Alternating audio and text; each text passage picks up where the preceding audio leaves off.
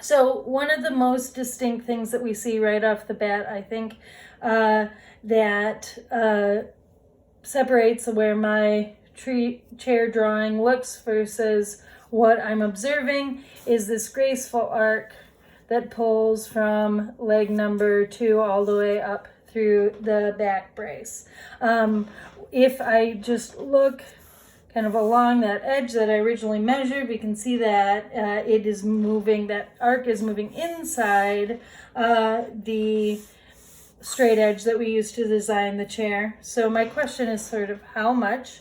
If I was doing this from observation, I would both observe the height at which it seems to come to its deepest point of the arc.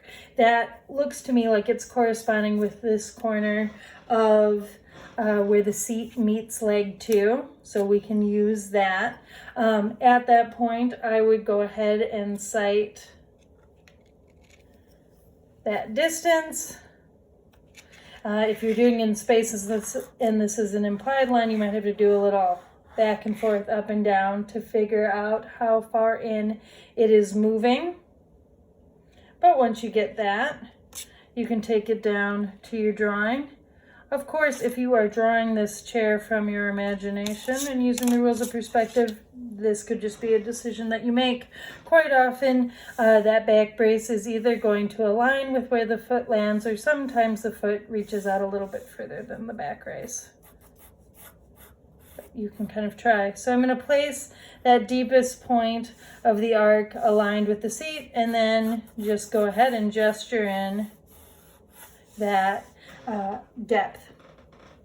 And so already it's looking a whole lot more like the chair that we're seeing above. What I did to make that happen on the other one is I actually just translated the exact same width. If we were being super persnickety, there might be a slight diminishing of scale as this back corner recedes. But when you followed the rules of perspective so thoughtfully up to this point, usually they kind of just keep working for you. You can then just sort of use more like measurements from there, parallel measurements, and the shape tends to still work. If anything looks exaggerated though, of course, use your judgment. So I've matched those two arcs. I'm going to knock this one back just a little bit. All of a sudden that chair looks a whole lot more narrow and a whole lot more like its partner. The next thing that I would do is, since I've moved that in, it's going to start changing maybe some of the other edges that I found from perspective. For one thing, I'm no longer reaching out to the very furthest corner of the chair that I established. So, you know, if this chair was meant to have a very square seat, you honestly probably wouldn't get this directional change quite in the same way. But my chair, if you look, actually has an angle that is slightly designed, slightly more nuanced.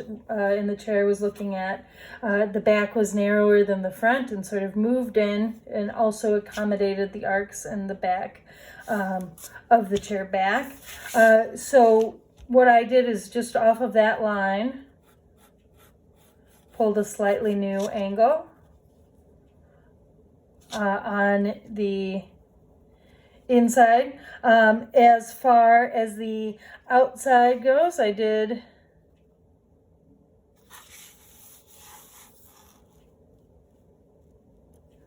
just matched the width from that previous chair back. It looks like it about a quarter inch here. And pulled that angle in too, to leave a little bit more room for us to see that front plane of the chair. Mask that in just so you can see it on both the front and the back. Okay. now I've changed the perspective on that by moving it in just about a quarter of an inch.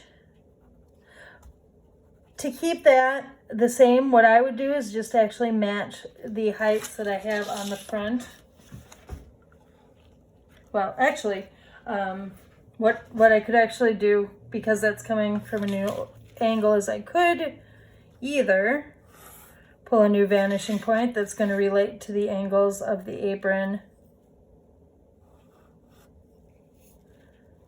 and that chair bottom now.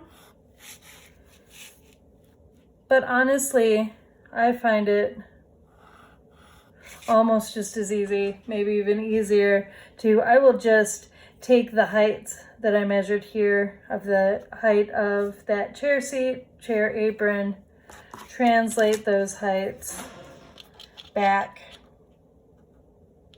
to the back edge,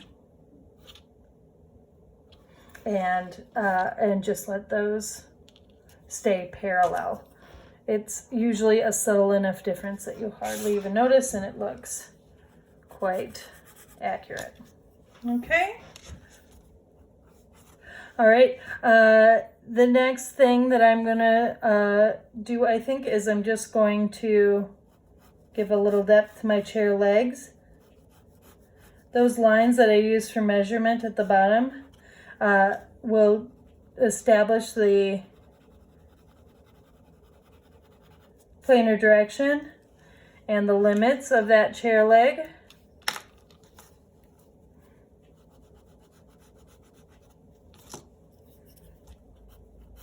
So I start getting a shape that looks a little bit more like that.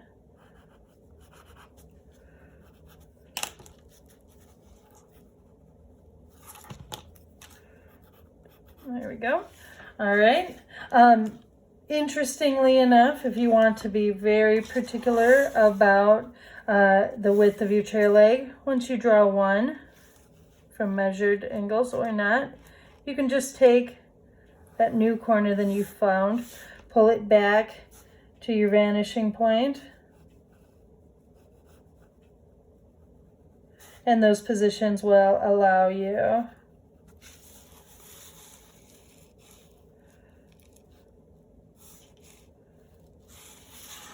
to establish the same measurements on the back leg as well.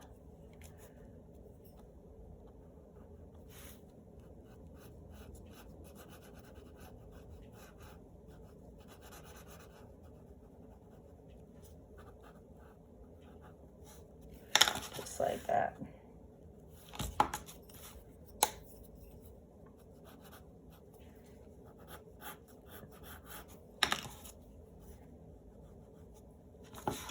All right, I'll illustrate that same thing. I have this little chair brace that I did not draw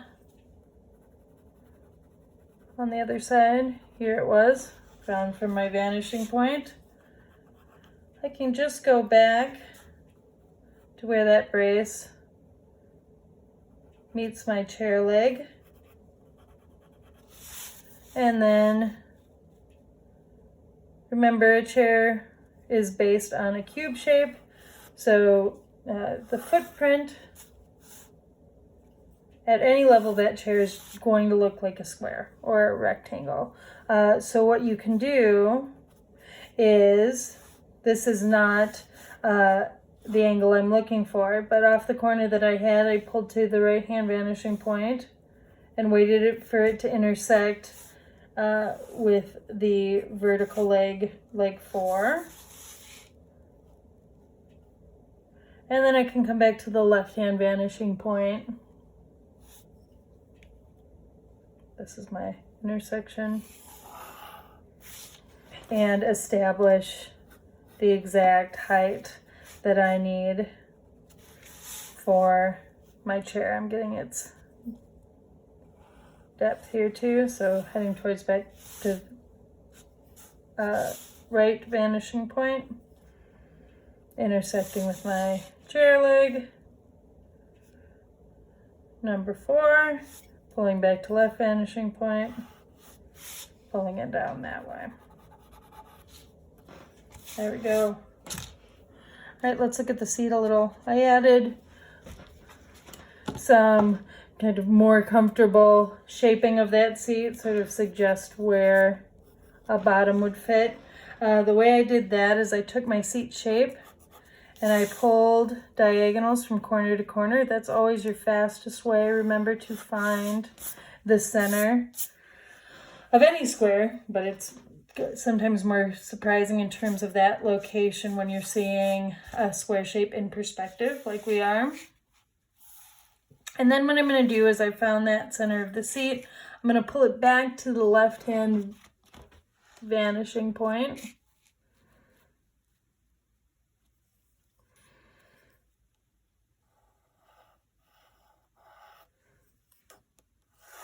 That goes all the way to the vanishing point, but that gives me the angle. That would suggest that sort of division of the buttocks or my two legs, running kind of parallel to that. I can make tick marks. Remember, I did adjust my seat shape just a little bit, so I'm going to use the vanishing point I found for that. The reason we have a new vanishing for that point for that is that the angles, since I changed them, are no longer parallel to my original square that I made. We had a sort of trapezoidal shape that goes to its own vanishing point. But you can take those edges, connect the dots, and then take your very square shapes into something that feels more organic. So there's suggested a little sit spot on my chair. Okay, last what I'm going to do is give a little bit of bowing to the back braces. I'm going to do these kind of the same method.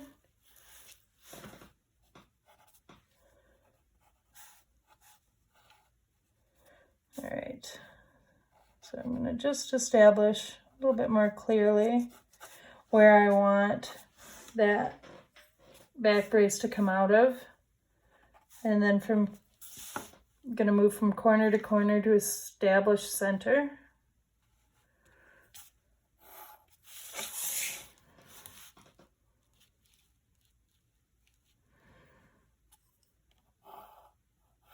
Okay,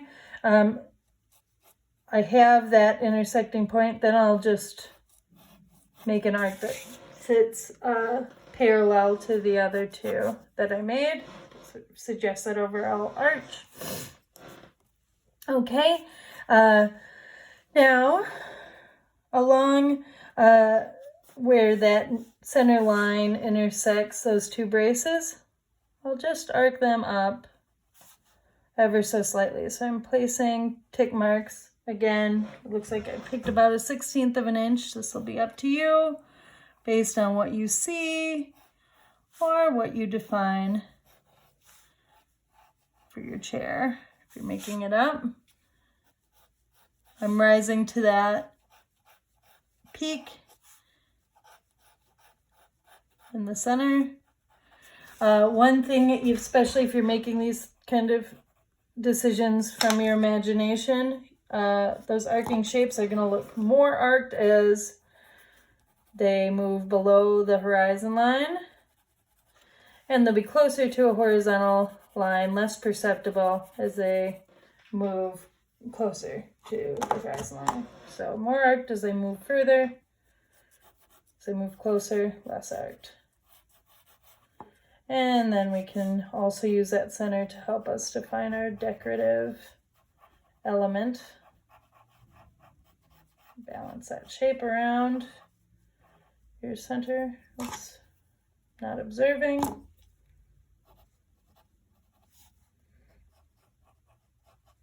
Get a little depth that way. All right, we're getting pretty close. Last thing I have are a couple more braces I need to add. They are these sort of diagonal braces.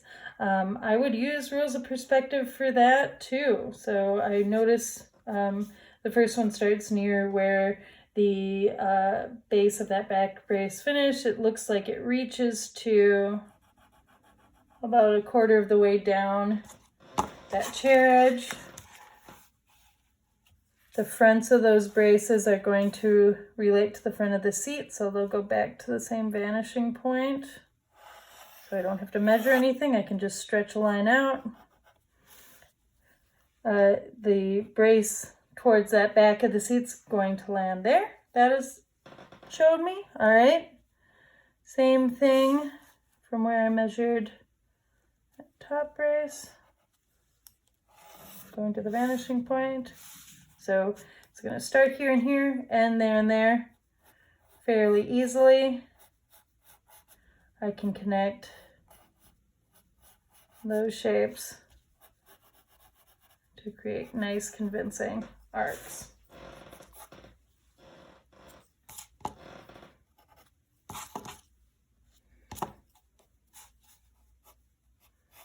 Okay, from here you can just kind of keep messing with your chair. There's definitely more nuance and specificity that I would add to that. Clean it up. Refine it. It looks like I do a little bit of narrowing on shapes too. Mine's getting a little wider than what I was observing. Sometimes that just comes down to a dull pencil, but it's looking pretty good.